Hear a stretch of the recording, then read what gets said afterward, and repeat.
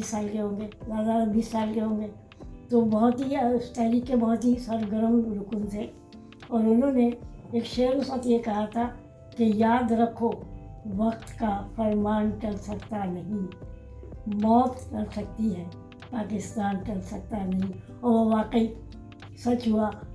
ماشاءاللہ 27 رمضان کو بن گیا. 13 اگست 1947 یہ آل انڈیا ریڈیو لاہور ہے. آپ ہمارے اگلے اعلان کا انتظار کیجیے. 14 اگست 1947 یہ ریڈیو پاکستان لاہور ہے. آپ کو پاکستان مبارک.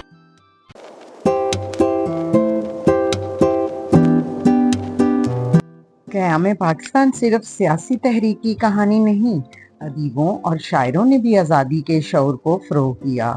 ان میں اردو کے ممتاز شاعر کالم نگار اور دانشور رئیس امروہوی کا نام بھی شامل ہے، جن کی تحریروں میں فکر بھی تھی، حکمت بھی، اور اپنے معاشرے کے لیے گہری محبت بھی. ہجرت کا سفر ان کے خاندان نے بھی دیکھا.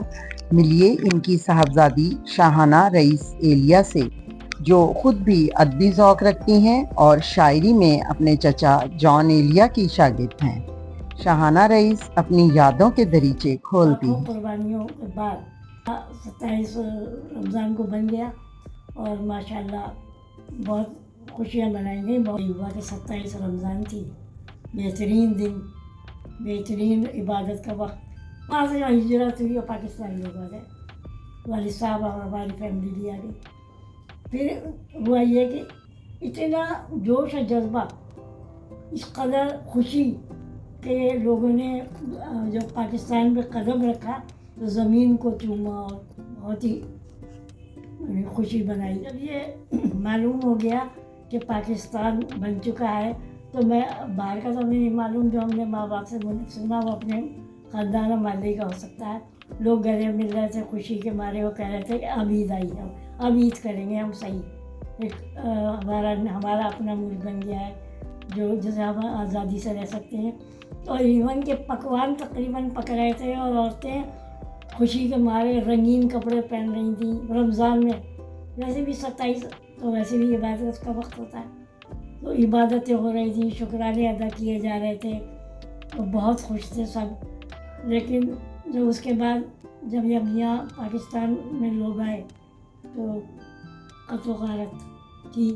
بہرحال پاکستان آ کے بھی لوگ بہت خوش تھے کہ اب ہماری عید ہوگی نئے ملک، اسلامی ملک میں، جہاں ہمیں ہر طرح کی آزادی ہوگی. ہمارے جو بزرگ تھے، ہمارے والد اور یہ سب، یہ لوگ جو پاکستان آئے تو نئی سرزمین تھی، نئے لوگ تھے، نیا ماحول تھا. اس کے باوجود وہ وہی سمجھتے تھے کہ جیسے انہیں کیا کائنات مل گئی، خوشی، بے پناہ خوشی. اور یعنی ذکر ہی ایک تھا کہ ہم اپنے عظیم ملک میں آ گئے ہیں جو کلمے کے نام پر بنا ہے. یعنی ہر وقت کا یہی، ہم تو گھر میں یہی سنتے رہتے تھے کہ جب یہ ہوا تھا تب یہ ہوا تھا. لیکن پھر بھی ظاہر ہے کہ نئے نئے آئے تھے تو یاد تو کرتے تھے نا اپنی سب ہواؤں کو، مگر اس کے باوجود اتنی یاد تو کرتے تھے. اس کے باوجود وہ کہتے تھے ہمارا وطن ہے، یہی ہماری خاک، اس مٹی میں ہمیں دفن ہونا ہے. یہ ہماری پاکستان بننے کے سب سننا کہ پاکستان بن گیا ہے.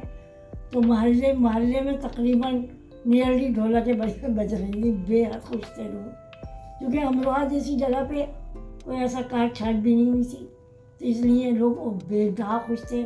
ایک دوسرے کو مبارکباد دے رہے تھے، گلے مل رہے تھے.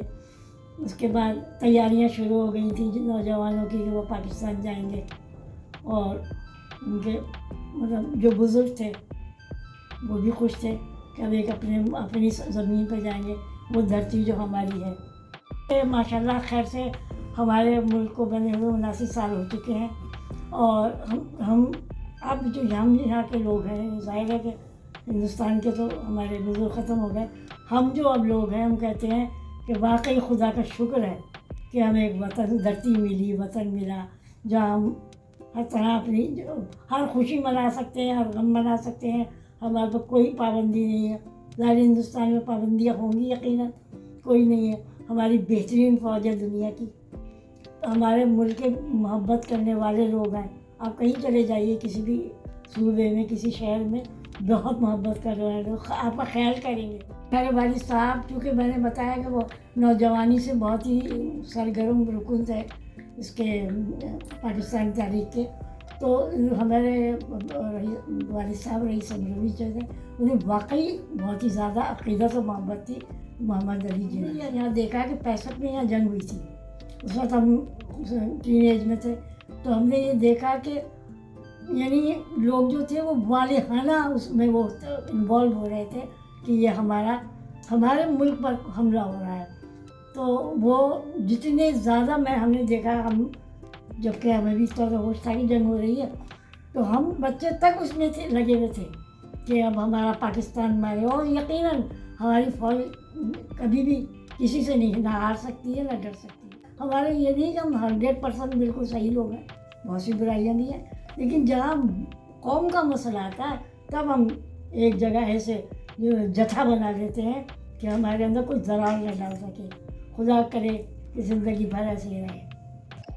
Please watch this video on YouTube, like, comment and subscribe. Thank you so much.